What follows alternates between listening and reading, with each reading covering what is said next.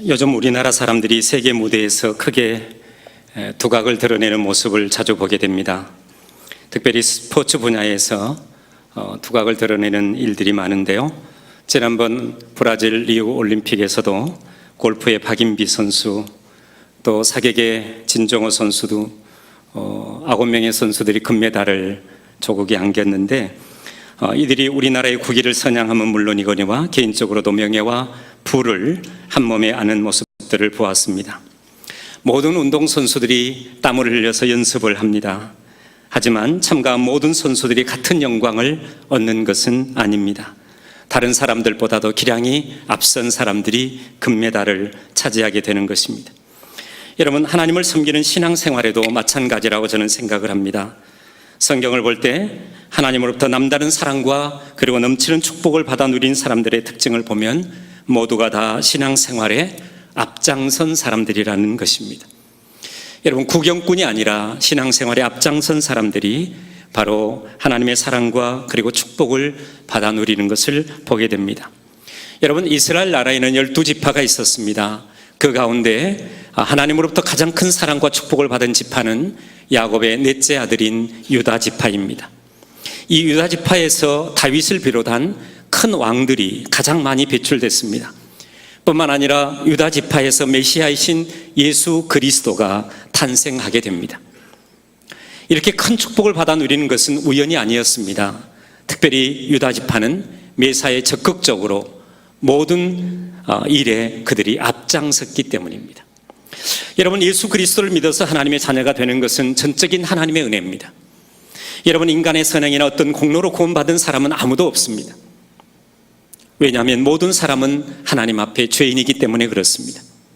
하나님의 눈에 비춰진 인간의 모습, 그 모습을 로마서 3장 10절로 13절의 말씀을 보면 의인은 없나니 하나도 없으며 깨닫는 자도 없고 하나님을 찾는 자도 없고 다 치우쳐 한 가지로 무익하게 되고 선을 행하는 자도 없나니 하나도 없도다. 저희 목구멍은 열린 무덤이요 그 혀로는 속임을 베풀며 그 입술에는 독사의 독이 있고 그 입에는 저주와 악독이 가득하고 그 발은 피 흘리는데 빠른지라. 우리 인간의 모습, 하나님이 보시는 우리 인간의 모습은 여전히 죄의 모습입니다. 죄악으로 가득 찬 모습이었습니다. 그러므로 죄인인 인간이 구원받아 하나님의 자녀가 되는 길, 그것은 오직 한 길밖에 없습니다. 예수 그리스도의 십자가의 공로를 믿는 믿음밖에는 없는 것입니다. 그래서 로마서 1장 17절의 말씀에 보면 복음에는 하나님의 의가 나타나서 믿음으로 믿음에 이르게 하나니 기록된 바 오직 의인은 믿음으로 말미암아 살리라고 기록하고 있습니다. 여러분, 우리가 무엇을 믿습니까? 요한복음 3장 16절에 기록된 말씀을 보면 독생자 예수 그리스도를 이 세상에 보내신 하나님의 사랑을 믿는 것입니다. 하나님이 세상을 이처럼 사랑하사 독생자를 주셨으니 이는 저를 믿는 자마다 멸망치 않고 영생을 얻게 하려 하심이라. 나를 위해 십자가에 못 박혀 돌아가신 예수 그리스도의 피의 공로를 믿는 것입니다. 이 믿음을 가진 사람은 누구든지 구원받아서 하나님의 자녀가 되는 것입니다. 그러나 예수를 믿는다고 해서 모든 사람이 이 세상에서 하나님의 사랑과 축복을 받아 누리는 것은 아닙니다. 이 땅에서 축복은 행함의 열매로 주어지는 것입니다. 여러분, 성경에 나타난 모든 축복은 반드시 순종과 헌신이라고 하는 전제 조건이 있습니다. 여러분, 구원은 우리가 하나님의 절대적인 은혜로 우리가 얻는 것이지만 우리가 예수 그리스도 하나님의 사랑을 믿으면, 예수 그리스도를 나의 구주와 주님으로 믿으면 우리가 구원을 얻습니다. 그런데 우리가 이 땅에 살아가면서 하나님께 받는 그 축복, 그 은혜는, 그 기쁨은 우리의 헌신과 순종에 있다는 것입니다. 여러분, 성경에 나타나는 모든 축복, 그 축복은 우리가 뭘 심느냐에 달려져 있습니다. 그래서 갈라디아서 6장 7절의 말씀에 보면 사람이 무엇으로 심든지 그대로 거두리라고 했습니다. 여러분, 여기서 심고 거둔다는 것은 곡식을 심고 거두는 것을 말하는 것이 아니라 우리의 신앙 행위를 심고 거두는 것을 자연의 법칙에 비유해서 말씀한 것입니다. 여러분, 신명기 28장 1절로 6절의 말씀을 제가 빠르게 읽어보겠습니다. 내가 내 하나님 여호와의 말씀을 삼가 듣고 내가 오늘날 내가 내게 명하는 그 모든 명령을 지켜 행하면 내 하나님 여호와께서 너를 세계 모든 민족 위에 뛰어나게 하실 것이라. 내가 내 하나님 여호와의 말씀을 순종하면 이 모든 복이 내게 임하며 내게 미치리니 성읍에서도 복을 받고 들에서도 복을 받을 것이며 내 몸의 소생과 내 토지의 소산과 내 짐승의 새끼와 우양의 새끼가 복을 받을 것이며 내 광주리와 떡반죽 그릇이 복을 받을 것이며 내가 들어와도 복을 받고 나가도 복을 받을 것입니다. 그렇다면 여기 이스라엘 12지파 가운데서 오늘 유다 지파는 무엇을 심고 무엇을 행했기 때문에 하나님의 넘치는 사랑과 축복을 받았느냐는 겁니다. 오늘 우리가 본문 읽은 말씀이 바로 유다에 대한 축복의 말씀입니다. 유다 지파는요, 매사에 앞장섰습니다. 이스라엘 12지파 가운데 유다 지파가 유달리 하나님의 사랑과 축복을 받았던 이유는 그들은 매사에 앞장섰다는 겁니다. 그들이 어떤 일에 앞장섰냐면 생명을 살리는 일에 먼저 앞장섰습니다. 유다의 이름의 뜻은 찬송이라고 하는 이름의 뜻을 갖고 있습니다. 창세기 29장 35절에 보니까 레아가 잉태하여 아들을 낳고 가로되 내가 이제는 여호와를 찬송하리다 하고 이로 인하여 그가 그 이름을 유다라 하였다고 기록하고 있습니다. 유다의 이름처럼 하나님의 찬송이 되는 삶을 유다는 살았습니다. 누구나 다 이름이 있고 그 이름에는 의미가 있습니다. 부모가 자녀의 이름을 지을 때 그 의미를 부여해서 이름을 짓고 그리고 그 이름대로 살아갈 때 그런 그에 합당한 복을 누리게 되는 겁니다. 여기 유다도 마찬가지입니다. 그런 이름처럼 살았습니다. 하나님의 찬송이 되는 삶을 살았다는 것이죠. 찬송이라는 뜻의 유다는 생명을 살리는 일에 그는 늘 앞장을 섰습니다. 여러분, 우리가 잘 아는 대로 야곱의 아들들이 아들들 중에 11번째 아들이 요셉입니다. 그런데 형제들이 미워하고 시기했습니다. 그래서 요셉을 우물에 빠뜨려 죽이려고 했던 것입니다. 여러분, 이때 요셉의 생명을 구한 사람이 누구냐 하면 바로 유다였습니다. 창세기 37장 26절로 28절까지 말씀을 보면 이렇게 기록하고 있습니다. 유다가 자기 형제에게 이르되 우리가 우리 동생을 죽이고 그 피를 은닉한들 무엇이 유익할까? 자, 그를 이스마엘 사람에게 팔고 우리 손을 그에게 대지 말자. 그는 우리의 동생이요 우리의 골육이니라 하매 형제들이 청종하였더라. 때에 미디안 사람 상고들이 지나가는지라 그들이 요셉을 구덩이에서 끌어올리고 은 20개에 그를 이스마엘 사람들에게 팔매 그 상고들이 요셉을 데리고 애굽으로 갔더라. 여러분, 당시 상황은 요셉의 위복 형제들이 요셉을 기어이 죽이고자 했던 것입니다. 이때 유다의 말을 들은 형제들이 요셉을 죽이는 대신에 애굽에 노예로 팔기로 했던 것입니다. 여러분, 요셉을 살리는 길은 노예라도 팔아 넘기는 것이 요셉을 살리는 길이었습니다. 그래서 요셉을 애굽의 노예로 팔아 넘기자고 그렇게 제안했던 사람이 유다였습니다. 그리고 아버지 야곱에게는 맹수에게 물려 죽은 것처럼 거짓말을 했던 것입니다. 여러분, 이렇게 해서 요셉은 애굽으로 팔려갔고 요셉은 천고만고 끝에 하나님의 은혜로 애굽의 총리가 되었습니다. 이제 세월이 많이 흘렀습니다. 그리고 노예로 팔아넘긴 요셉이 애굽의 국무총리가 되었을 때 근동 지역에 기근이 들었던 것입니다. 지혜로운 요셉이 나라를 다스리는 애굽에는 양식이 풍성했습니다. 이때 야곱의 아들들이 양식을 구하고자 애굽으로 내려갔습니다. 그리고 형들을 알아본 요셉은 지난날 자신을 시기하고 미워하여 노예로 팔아넘긴 형들의 마음을 알아보기 위해서 함께 온 시므온이라고 하는 형제를 감금해 버립니다. 그리고 형제들을 다 고향으로 돌려보내죠. 시므온을 구금하면서 내건 조건이 어떤 것이었냐면 막내 아들인 요셉의 친동생이었습니다. 베냐민을 데리고 오라는 것입니다. 자, 이 소식을 들은 아버지 야곱은 요셉을 잃은 아픈 기억을 되새기면서 요셉을 잃었고 이제 시므온까지 구금하게 되었는데 사랑하는 막내 아들 베냐민까지 잃을 수 없다고 생각을 했습니다. 그래서 어떻게 했습니까? 베냐민을 데려가는 것을 허락하지 않았습니다. 그러는 사이에 애굽에서 구해온 양식은 이제 다 떨어져 갔습니다. 그리고 모든 가족은 다시 굶주리게 된 것입니다. 이때도 유다가 아버지 야곱을 설득합니다. 아버지 야곱을 설득하는 장면이 창세기 43장 9절 이하 11절까지 기록되어져 있는데요. 한번 보십시오. 유다가 아비 이스라엘에게 이르되 저 아이를 나와 함께 보내시면 우리가 곧 가리니 그러면 우리와 아버지와 우리 어린 것들이 다 살고 죽지 아니하리이다. 내가 그의 몸을 담보하오리니 아버지께서 내 손에 그를 물으소서. 내가 만일 그를 아버지께 데려다가 아버지 앞에 두지 아니하면 내가 영원히 죄를 지으리이다.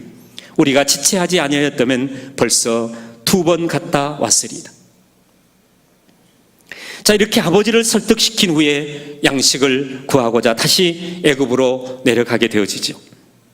그런데 이번에는 애굽의 총리인 요셉이 형들의 마음을 다시 한번 저울질하기 위해서 막내 동생 야곱이 사랑했던 막내 아들 베냐민을 다시 또 감금해 버립니다. 그때도 요셉에게 나서서 요셉을 설득했던 사람이 누구냐면 유다입니다. 그 내용이 창세기 44장 31절 이하 34절까지 기록되어져 있습니다. 아버지 생명과 아이의 생명이 서로 결탁되었거늘 이제 내가 주의 종 우리 아버지에게 돌아갈 때에 아이가 우리와 함께하지 아니하면 아비가 아이의 없음을 보고 죽으리니 이같이 되면 종들이 주의 종 우리 아버지의 흰머리로 슬피 음부로 내려가게 함이니이다. 주의 종이 내 아비에게 아이를 담보하기를 내가 이를 아버지께로 데리고 돌아오지 아니하면 영영이 아버지께 죄를 지으리라 하였사오니 청컨대 주의 종으로 아이를 대신하여 있어서 주의 종이 되게 하시고 아이는 형제와 함께 도로 올려 보내소서.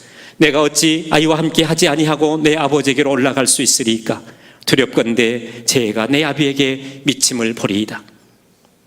자, 이처럼 유다는 항상 생명을 살리는 일에 앞장을 섰습니다. 형제들이 요셉을 죽이려 할 때도 요셉의 생명을 건진 사람이 유다였습니다. 시몬이 애굽에 감금되고 그리고 애굽에서 구해온 양식이 다 떨어졌을 때 아버지 야곱을 설득시킨 사람도 바로 유다였습니다. 그리고 막내 동생 베냐민이 애굽에 감금되었을 때 요셉을 설득시킨 사람도 바로 유다였습니다. 여러분, 이처럼 자신의 희생을 감수하면서 생명을 건지고자 몸부림쳤던 사람, 그 사람이 유다였던 것입니다. 하나님은 이러한 유다와 그 후손에게 크게 축복하신 것입니다. 여러분, 지금 우리는 우리가 앞장서서 살려야 할 영혼들이 얼마나 많이 있는지 모릅니다. 여러분, 한 자료에 의하면 세계 60억 인구 중에서 하루에 죽어가는 사람들이 21만 명이랍니다. 하루에 죽어가는 사람이 21만 명. 그러면 한 시간에는 몇 명이나 죽을까요? 8,700명. 1분에는 150명. 1초에는 여러분 25명씩 죽어갑니다. 똑딱 하는 사이에 25명이 죽어가는 겁니다. 여러분, 그런데 60억 인구 중에서 하루에 21만 명이 죽어가는데 죽어가는 21만 명 중에 90% 이상이 예수를 알지 못하고 죽어갑니다. 여러분, 이번 추수감사절은 새생명 축제를 겸하여야 합니다. 아직도 예수 그리스도를 알지 못하는 사람, 구원받지 못하는 영혼들 우리의 주위에 너무나도 많습니다. 여러분, 하나님은 생명을 살리는 일에 앞장서는 사람을 사랑하시며 복을 주시는 줄로 믿습니다. 이번 10월달 교회에서 하는 행사를 기점으로 아직도 예수 그리스도를 알지 못하는 자들을 주님 앞으로 인도하는 저와 여러분들이 될 수 있기를 주의 이름으로 축원합니다. 두 번째로 유다는 광야를 지날 때에도 앞장섰습니다. 출애굽하여 이제 광야를 지날 때에 민수기 10장 12절로 14절에 보니까 여호와께서 모세로 명하신 것을 쫓아 진행하기를 시작하였는데 수도로 유다 자손 진기에 속한 자들이 그 군대대로 진행하였으니, 여러분, 수두 제일 앞머리를 이야기하는 것이죠. 이스라엘 민족이 시나이 광야를 지날 때 구름이 장막에서 떠오르면 진행하고 구름이 멈추면 그들이 진행을 멈췄습니다. 구름이 떠오르고 멈추는 것은 하나님의 인도하심의 상징이었습니다. 광야를 지날 때 아무렇게나 그들이 무질서하게 진행한 것이 아니라 지파별로 나누어서 진행했습니다. 여러분, 가도 끝이 없는 메마른 광야, 그리고 언제 어디서 어떤 족속이 나와서 해야 할지 모르는 그런 길을 그들이 진행하는 상황입니다. 그래서 언제나 선발대는 후발대보다도 위험한 것입니다. 이러한 위험한 광야를 진행하는 동안 언제나 선발대에 섰던 지파가 바로 유다 지파였습니다. 미지의 세계를 향하여 나아가는, 오직 하나님의 약속만 믿고 가나안 땅을 향해서 가는 그런 일인데 그 일 앞에 늘 앞장을 섰습니다. 하나님께서 약속하신 축복의 땅 가나안을 향해서 나아가는 일에 기꺼이 그들은 앞장서는 일에 헌신했습니다. 여러분, 꿈의 성취를 위해서 그들은 적극적으로 항상 맨 앞에 섰던 것이 바로 유다 지파였습니다. 여러분, 오늘 또 주님의 몸된 교회의 부흥과 발전을 위해서 늘 앞장서는 사람들이 될 수 있었으면 참 좋겠습니다. 구경꾼이 아니라 하나님께서는 끊임없이 우리에게 귀중한 일들을 허락하시고 또 계획하게 하시고 진행하게 하십니다. 믿음의 다음 세대를 세우기 위해서 우리 교회는 지금 학교 건축을 시작했습니다. 이제 10월달 곧 이제 기초 골조 공사가 시작될 겁니다. 그런데 많은 이들이 구경꾼으로 있는 것이 참 안타깝습니다. 여러분, 유다 지파가 받았던 하나님의 축복, 그 축복은 그냥 주어진 것이 아닙니다.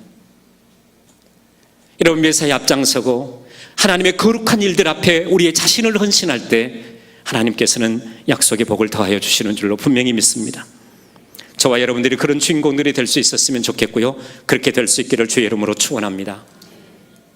세 번째, 유다 지파는 가나안 정복에도 앞장섰습니다. 여러분, 사사기 1장 1절로 2절에 보니까 여호수아가 죽은 후에 이스라엘 자손이 여호와께 묻자와 가로되 우리 중에 누가 먼저 올라가서 가나안 사람과 싸우리까? 여호와께서 가라사대 유다가 올라갈지니라. 보라, 내가 이 땅을 그 손에 붙였느니라. 하나님께 묻습니다. 하나님, 누가 올라가는 게 가장 좋겠습니까? 그때도 하나님께서 유다 지파를 올려보내라고 말합니다. 전쟁터에서 가장 많이 희생되는 경우는 앞장선 사람들입니다. 여러분, 전쟁에는 아무나 앞장서는 것이 아닙니다. 준비된 사람이 앞장서는 것입니다. 잘 훈련된 사람. 여러분, 전쟁 영화를 보면 상륙부대도 해병대가 앞장섭니다. 먼저 들어가서, 또 특수부대인 공수부대가 그렇습니다. 담대한 사람, 그리고 강한 사람을 뽑아서 훈련시킨 뒤에 전방에 투입하는 것입니다. 유다 지파가 바로 그런 역할을 했다는 것입니다. 가나안을 정복하는 일에 유다 지파가 그렇게 쓰임을 받았습니다. 여러분, 유다 지파는 하나님의 뜻을 이루는데 가장 담대한 믿음을 가진 지파였습니다. 여러분, 하나님은 겁 많은 사람들을 들어쓰지 않습니다. 사사기 7장 3절에 보니까 전쟁에 나갈 사람들을 뽑는데 무수한 사람들을 다 제외시키라고 말합니다. 보니까 너는 백성의 귀에 고하여 이르기를 누구든지 두려워서 떠는 자여든 길르앗산에서 떠나 돌아가라 하라. 이에 돌아간 백성이 22,000명이었더라. 그리고 남은 자가 10,000명이었습니다. 여러분, 유다 지파는 이처럼 믿음 안에서 담대함을 가졌습니다. 그리고 담대하게 믿음으로 나아가는 하나님의 사람이었습니다. 여러분, 전능하신 하나님을 믿고 늘 담대하게 앞장서는 사람, 그런 사람에게 하나님은 능력을 더하여 주십니다. 그리고 믿음대로 행하는 사람에게 기적을 체험할 수 있는 은혜를 주시는 것입니다. 여러분, 믿음이라고 하는 것이 어떤 것입니까? 우리 인간의 능력으로 할 수 없는 것, 전능하신 하나님의 능력을 그래서 덧입는 것, 그리고 이 세상에서 승리해 가는 것이 바로 믿음이라고 믿습니다. 여러분, 그런데 우리는 늘 인간의 능력에 범주에 갇혀 있어서 하나님의 역사를 체험하지 못하고 살아갑니다. 그런 일들이 우리가 얼마나 많이 있는지 우리의 성도들을 볼 때마다 안타까울 때가 많습니다. 여러분, 로마서 10장 17절에 보니까 믿음은 들음에서 나며 들음은 그리스도의 말씀으로 말미암음이라. 여러분, 하나님의 말씀을 들을 때 여러분, 하나님을 신뢰하는 믿음, 하나님을 절대적으로 의지하는 믿음이 여러분 삶 가운데 생길 수 있기를 주의 이름으로 축원합니다. 그래서 그 믿음을 가지고 담대히 나가고, 여러분 예배를 드릴 때마다 말씀이 선포될 때 그 말씀에 집중하여 들으셔서 그 말씀으로 여러분 우리의 신앙이 성숙하고 그리고 하나님의 자녀로 늘 승리하는 삶이 되기를 주의 이름으로 축원합니다. 여러분, 유다 지파는 성전 건축하는 일에도 앞장섰습니다. 우리가 잘 아는 대로 성전 건축은 누가 했죠? 다윗이 준비하고 솔로몬이 했습니다. 그런데 이 두 사람 다 바로 유다 지파입니다. 여러분, 다윗이 자기는 백향목으로 지은 궁궐에 거하면서 하나님의 집은 천막 가운데 있다고 그렇게 하나님 마음에 죄스러운 마음이 있었습니다. 사무엘의 7장 1절로 2절에 보니까 이렇게 말씀합니다. 여호와께서 사방의 모든 대적을 파하사 왕으로 궁에 평안히 거하게 하신 때에 왕이 선지자 나단에게 이르되 볼지어다 나는 백향목 궁에 거하거늘 하나님의 괴는 휘장 가운데 있도다. 내가 거하는 궁궐은 백향목으로 지어진 아름다운 궁궐에 살고 있는데 하나님의 성전은 천막으로 되어 있는 것이 너무나도 죄스럽다는 것이죠. 그래서 하나님의 집 성전을 잘 지어야겠다는 것이 다윗의 마음이었습니다. 다윗의 이러한 마음을 아시는 하나님께서 사무엘하 7장 4절로 9절에 있는 말씀에 보니까 그 밤에 여호와의 말씀이 나단에게 임하여 가라사대 가서 내 종 다윗에게 말하기를 여호와의 말씀이 내가 나를 위하여 나의 거할 집을 건축하겠느냐. 8절에 보니까 이스라엘 어느 지파에게 내가 말하기를 너희가 어찌하여 나를 위하여 백향목 집을 건축하지 아니하였느냐고 말하였느냐. 내가 언제 내 집을 백향목으로 건축하지 아니하였느냐고 너희들에게 그렇게 이야기했느냐는 거죠. 그러므로 내 종 다윗에게 이처럼 말하라. 만군의 여호와께서 이처럼 말씀하시기를 내가 너를 목장 곧 양을 따르는 데서 취하여 내 백성 이스라엘의 주권자를 삼고 내가 어디를 가든지 내가 너와 함께 있어 내 모든 대적을 내 앞에 멸하였은즉 세상에서 존귀한 자의 이름같이 내 이름을 존귀하게 만들어 주리라. 내가 언제 내가 내 성전을 백향목으로 지으라고 내가 요구했느냐? 나 그런 적이 없다. 그런데 다윗이 자원해서 하나님의 성전을 짓기를 원했다는 것이죠. 하나님이 너무 그게 기뻤던 것입니다. 그래서 다윗을 어떻게 하겠다고요? 가장 존귀한 자로 내 이름을 존귀하게 만들어 주겠다고 그렇게 하나님은 약속하고 있는 것입니다. 그래서 유다 지파가 앞장을 섰습니다. 성전 건축하는데요. 그랬더니 예루살렘 성전을 건축했을 때 하나님께서 얼마나 기뻤는지 4가지 축복을 약속해 주십니다. 첫째는 내가 너를 존귀하게 하리라. 두 번째는 평화와 그리고 안정을 주겠다. 그리고 세 번째는 장수의 복을 더하여 주겠다. 그리고 네 번째는 후손의 복을 주겠다고 하나님께서 그렇게 약속해 주셨습니다. 이런 유다가 받은 축복이 바로 오늘 본문에 기록된 겁니다. 창세기 49장 8절 이하 12절까지 말씀이 바로 그런 유다에게 주신 축복의 말씀입니다. 첫 번째 축복이 어떤 것입니까? 첫 번째는 후손의 번성의 축복을 이야기하고 있습니다. 여러분, 이스라엘 사람들이 출애굽한 후에 인구조사를 실시했습니다.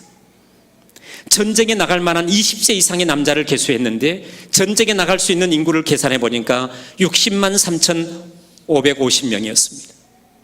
12지파로 나누면 평균 한 5만 명 정도가 됩니다. 그런데요, 유다 지파는 7만 4,600명이었습니다. 그러니까 평균 5만 명 정도인데 유다 지파는 7만 4,600명이니까 훨씬 다른 지파들보다도 전쟁에 나갈 젊은이들이 많았다는 것입니다. 다시 말하면 메사에 앞장선 유다 지파의 인구가 가장 번성했음을 알 수 있습니다. 그래서 오늘 본문 9절에 유다 지파의 번성을 예언하기를 유다는 사자 새끼로다. 내 아들아 너는 움킨 것을 찢고 올라갔도다. 너의 엎드리고 웅크림이 수사자 같고 암사자 같으니 누가 그를 범할 수 있으랴. 여기 사자 새끼라는 것은 어미 사자가 먹이를 가져다가 새끼에게 주면서 그 새끼가 다 먹을 때까지 그 옆에서 지키는 것입니다. 여기 암사자와 수사자는 그를 당할 자가 없음을 표현하고 있는 것입니다.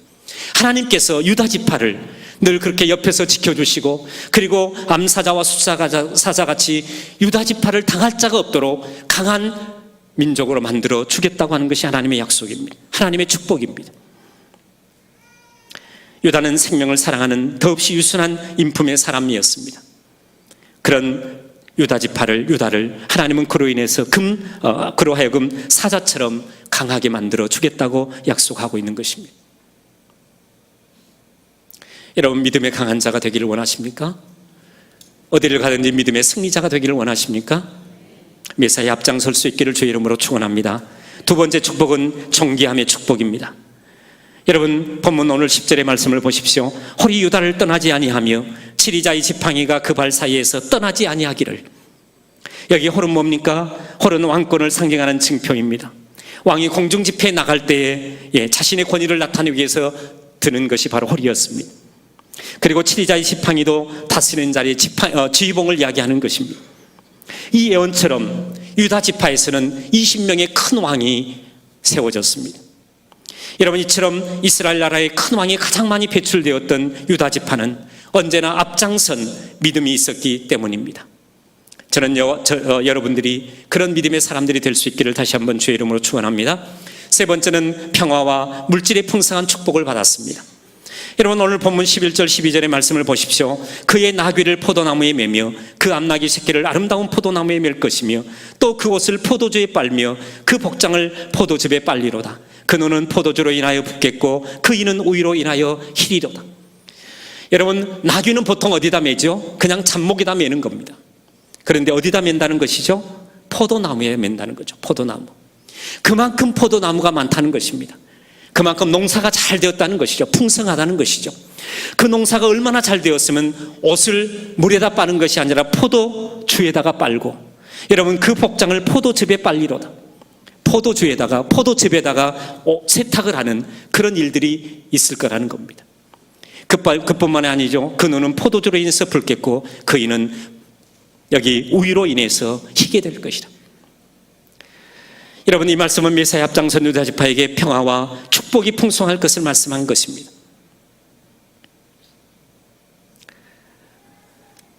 여러분, 유다는 하나님의 뜻을 따라서 생명을 존귀하게 여기고 그리고 평화를 사랑한 사람입니다.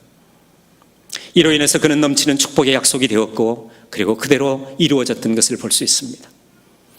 여러분, 마태복음 5장 5절에도 온유한 자는 복이 있나니 저희가 땅을 기업으로 받을 것이라고 했습니다. 생명을 사랑하는 삶, 평화를 이루어가는 삶을 살아가기를 주의 이름으로 축원합니다. 마지막 네 번째는 예수 그리스도께서 유다 지파를 통해서 오셨다는 겁니다. 저는 이보다 더 큰 축복이 없다고 믿습니다. 세상의 구원자로 오시는 예수 그리스도, 세상을 죄 가운데서 구원할 예수 그리스도 메시아가 유다 지파를 통해서 이 땅에 오신 겁니다. 그들이 가만히 있었는데 이런 축복이 주어졌습니까?